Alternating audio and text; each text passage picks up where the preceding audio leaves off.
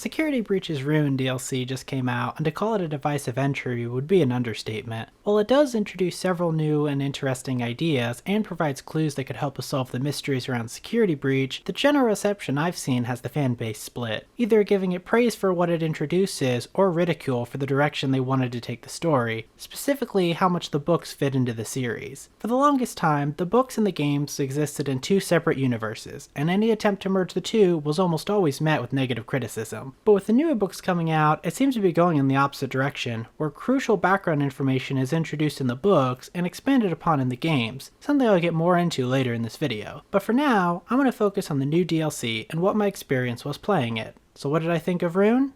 It was alright.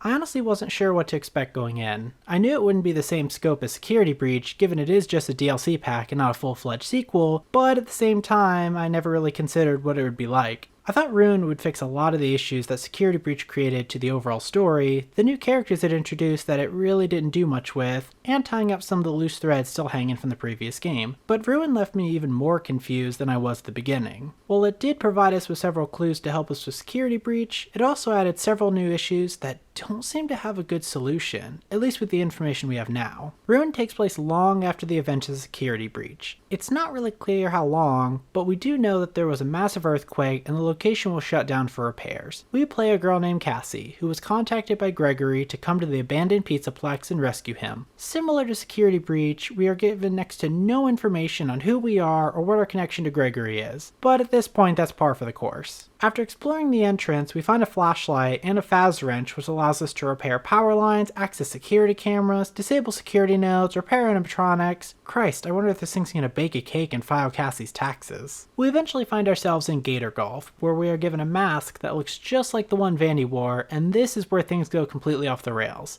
So, the mask is an augmented reality device that allows us to see things that aren't really there in the real world. If you need a good example of what I mean, think of it like Pokemon Go, where you can see the Pokemon on your phone out in the real world, even though they aren't really there. The mask allows us to see several differences between the real world and the virtual world, like hidden messages, secret collectibles, but it also allows us to walk through solid objects, make changes in the digital world that affect the real world, pass through portals that teleport us throughout the Pizzaplex, including a room that's a manifestation of all the servers and hard drives throughout the Pizzaplex. I mean, sure, why not? Using the mask, we're able to find the security nodes which we need to disable to progress to the next area. Each security node is composed of several child nodes which need to be disabled before you can take down the parent node and breach the security system. However, you aren't alone in the Pizzaplex. As you explore, you find out that Chica, Roxy, and Monty are still hanging around, looking even worse for wear than they did before, and we are also being chased by a mysterious blue rabbit in the digital world known only as the Entity. The Entity also has the power to summon the other animatronics to your location to stop you, along with creating other hazards. And it's here I want to bring up the biggest issue I had with Ruin. The FNAF series has been pretty well known for having an outlandish story, but they've always had established rules to help keep things grounded. For example, when kids get murdered, they can go on to possess animatronics. Bright lights and sounds can be used to confuse animatronics. While the story might get crazier, we as the viewer have something to help us navigate and find the logic in the madness. The issue with Ruin is that they introduce too much madness with little to no explanation to how any of it works. I mean, we're going into a digital world that allows us to walk through walls, teleport, and alter the real world, but when Cassie asks questions like, "How did I walk through the wall?" it is immediately waved off as, "Don't worry about it."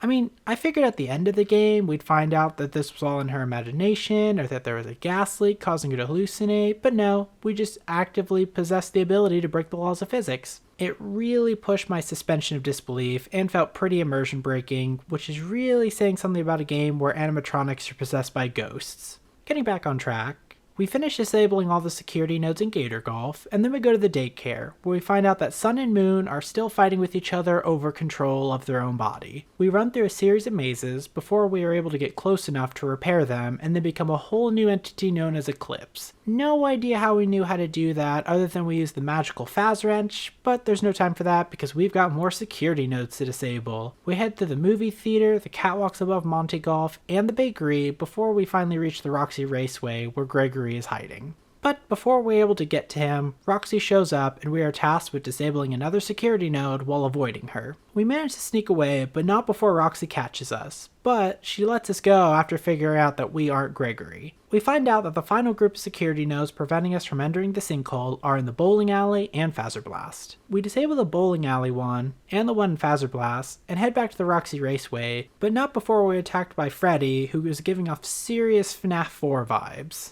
I also think it's noteworthy that we find Freddy here, because this is where he's disabled in the Princess Quest ending before we leave with his head in Vanessa, but not in the Burn Trap ending. We escape Phaser Blast and return to the Roxy Raceway, where we are told that we have to disable the final security node, Roxy herself. We find her pinned under a forklift, where we find out she remembers us from our birthday hosted at the Pizza Plex years ago. If I remember correctly, it is on the 11th. I remember because you are number 1. Twice. Have you booked your party? I'm sure your friends will show up this time. We say a heartfelt goodbye before disabling her and heading underground. Once there, we find out that there's a lot more under here than just the remains of the FNAF 6 location. We find an entire network of caves and tunnels that lead us to a massive security room with something called the MXES security system. We disable the system, which is where we find out that the blue rabbit that's been chasing us in the digital world is actually part of this security system. After that, we finally find Gregory. Except something is horribly wrong. Gregory wasn't at the Pizza Plex at all, but instead, an entirely new animatronic called the Mimic has been copying Gregory's voice and tricked us into disabling the security measures that were put in place to keep it from escaping. Before the Mimic can get us, however, Roxy jumps in and attacks it, buying us time to escape to the freight elevator. Only to be stopped by Gregory, who says we cannot leave because it means the Mimic can escape too, and causes the elevator to crash in the floor below, and that's the end of Ruin. So, if you're like me, you're probably wondering what the heck just happened and what was the point of any of it. Who is this girl we're playing as and what is her relationship with Gregory?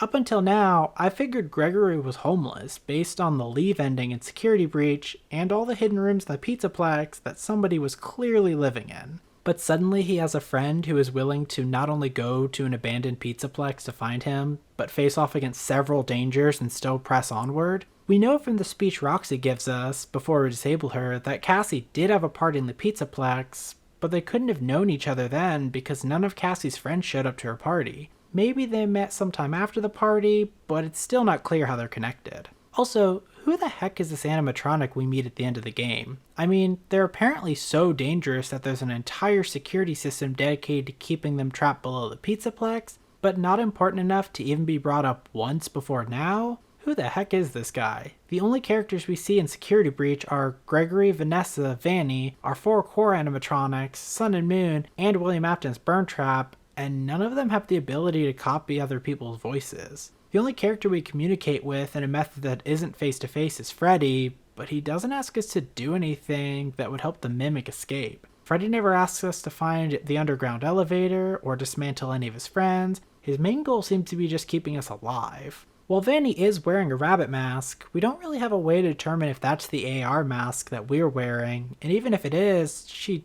doesn't seem to have any motivation to free the Mimic. To my knowledge, this is the first time we're seeing this animatronic in the games, and I'm not sure where he could have come from. Was this a top secret project built by William Afton long before he became Springtrap? I mean, he did build a sister location animatronics with voice-changing software, so this could be the 2.0 version of them, except he would have become Springtrap and sealed behind a wall several decades before the events of Security Breach, which wouldn't make much sense for him to build it between FNAF 3 and Security Breach. This could have been a prototype that he built that never got released, but then where was it the entire time and how would it have ended up at the Pizzaplex? It just doesn't make sense for him to build it and then have it just exist for decades between him building the animatronics and sister location and where the story takes place now. I was at a loss. I mean, was this really just a brand new character they introduced in the last 5 minutes of Ruin just to tease the antagonist of the next game like they did with Glitch Trap and Help Wanted? I mean, maybe, but it does just feel like a cop-out to have the story of Ruin amount to a giant teaser for the next game. What could it be? So, like most people when they're presented with something they don't understand, I went to the internet. And I did learn something interesting. While this is the Mimic's first time in the game, it's not the first time they've been brought up in the series. let me introduce you to the Tales from the Pizzaplex book series. The Tales from the Pizzaplex books are all anthologies telling 3 different horror stories loosely connected to the FNAF universe. As I mentioned earlier, the book series and the game series have always been considered 2 different universes since in the past they have heavily contradicted each other, but in the more recent books they seem like they're going in the opposite direction of telling events that are very similar to the ones that we see in the games. The story in particular I want to talk about is in the 6th book called The Mimic. In the book, a robotics engineer builds a program called Mimic-1 and puts it inside an endoskeleton to play with his son so he'll have more time to work. Mimic-1 works similarly to most machine learning programs where it learns how to play and have fun based on what he sees his son doing. The more it learns, the more the program can do it on its own.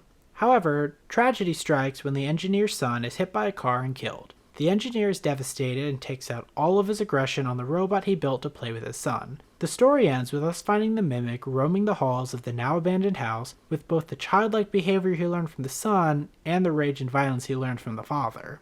So, how does this connect to our story in Ruin? Well, at the end of each of the Tales from the Pizzaplex books, we are given bits and pieces of another story that seems to tell the fate of the Mimic after he's abandoned. In the story, we follow a group of teenagers who have snuck into the Pizzaplex after it has been long abandoned. One by one, we find out that the Mimic has been sneaking up to the teens while hiding in a mascot costume and has been killing them. There's even a scene where the teens find a radio and hear the voice of somebody trapped backstage needing help, only to find out that the Mimic has learned to copy their voices and was luring them deeper in the Pizzaplex just to murder them. Sound familiar? It's exactly what the Mimic does to lure Cassie into the Pizzaplex and disable the security nodes to free it from the prison. To me, this shows that the books are trying to set up the backstory for the Mimic and are going to play a larger role in explaining the story of FNAF going forward. The parallels are just too obvious to ignore, and it does provide some context to what the Mimic is capable of. Maybe it was watching us during the events of Security Breach, and that's where it learned about Gregory. Maybe it saw Gregory and Cassie becoming friends at the Pizzaplex, and that's how it learned to use Gregory to trick Cassie into freeing it. Even though Gregory collapses the elevator at the end of Ruin, it doesn't mean it stopped the Mimic from escaping. I mean, it's not like we actually see the Mimic getting destroyed, and after the credits, we hear Roxy calling out for Cassie like she's either looking for her or found her, which to me is a great setup for the next game. Wait, what? The elevator ending might not be the real ending? Oh no, you don't mean... Yep, like Security Breach, there are multiple endings with no real indication of which one is the correct one. Because I can never catch a break. Thankfully, there's only 3 endings this time. We already talked about the elevator ending, where Cassie gets dropped down the elevator shaft, but what about the other 2? Well, if during the Escape from the Mimic section, if you disobey Gregory's instructions, you can find an old Freddy Fazbear cardboard cutout. If you put on your AR mask while next to it, you are given a strange scene where we see Gregory, Vanessa, and Helpy, the assistant from the Vanny AR program, sitting on a hill with ice cream. Yeah, that's all that happens. Gregory tells us he's safe, and then the screen fades to black. Okay, not really an ending, but cool? The third ending seems to be the most favorable one, and the one a lot of people seem to like the most. Throughout the game, you are able to use security cameras similar to Security Breach to plan out your route and find hidden objects. However, 4 of these cameras will allow you to open secret doors and open an alternate ending path during the final chase. The other notable change is that the Mimic is no longer a bare endoskeleton, but is now wearing a rotting mascot costume, similar to what we see in the Tales from the Pizzaplex books. When you take this alternate path, you are able to trap the Mimic in a separate room before you activate a button and it is attacked and destroyed by a robot claw from the ceiling. Which is better for us, but it also feels very anticlimactic. I mean, we're introduced to this new character only to destroy it 5 minutes later. Plus, it still doesn't answer most of the questions about who Cassie is, who the Mimic is, and where to go from here. Honestly, none of these endings feel satisfying at all. The elevator ending feels like the most cliffhanger ending for the next game, the Secret Hill ending doesn't really do anything at all, and the scooping ending potentially kills our new antagonist before we even know who he really is. I mean, sure, the books flesh it out more, but how much of the books are canon to the game? Is it a 1-to-1 or is it a close enough situation? I'm honestly not sure. Ruin was definitely the strangest FNAF game I've played so far. I think the most disappointing part of all this was how much I heard Ruin was going to be so much scarier than Security Breach, but it wasn't scary at all. I mean, sure, they nailed it with the atmosphere and the music. It was probably the best I've seen in the game so far, but the main antagonist is a blue rabbit in this digital world, and he plays a loud sound every time he appears, so you always know when he's here. And the other animatronics barely show up at all. I think you have one encounter with Chico, one with Roxy, and two with Monty, and that's it. The only part that was ever scary was when I was being chased by someone, but that was mainly because I never looked back and went based on the sound of their footsteps to determine how far away they were. It's just weird to me how not scary this DLC was at all. I was more scared to play Security Breach than I was this DLC. The gameplay itself wasn't much better. While I can appreciate wanting to try something new, it's really hard to look past some of these weird design choices. The two biggest ones being the almost godlike powers I'm given in the VR world, and the story being almost non-existent. It was a fun experience to go through, but I had a really hard time finding that many good things to say about it. I really wish it leaned more into the ruin aspect of it, where the animatronics are barely hanging in there and have gotten much crazier since the Pizza Plex shut down, as they're desperately still trying to do their jobs in this abandoned facility. Maybe Sun and Moon could have abducted us at one point because they're so desperate to care for kids since the shutdown, and have turned the daycare into a prison which we need to escape from. That being said, I really did like the interaction between Roxy and Cassie, where once she realized who Cassie was, it snapped her back into reality. That could have been something that was explored deeper, where the animatronics have a sort of redemption arc, where we find out they don't really want to cause us harm, they're just malfunctioning like we see Sun and Moon, and it's up to us to pick up the pieces. Overall, I don't think Ruin was a bad entry to the series. I feel like they were trying to fix some of the issues surrounding the story and Security Breach, but because they wanted to keep the story vague and confusing for people to theorize about, only ended up causing more confusion. I am excited to see what they do in the new Help Wanted game though. I could see them doing it as a prequel to Security Breach, where we play as an engineer designing the Pizzaplex, or we'll be using the Faz Wrench more to perform maintenance on the animatronics, like getting Monty's upgrade to replace Bonnie. Either way, there's only one thing I can really say about the Ruin DLC. Steelwool, you managed to confuse me so much, I had to read an actual book just to understand what was going on.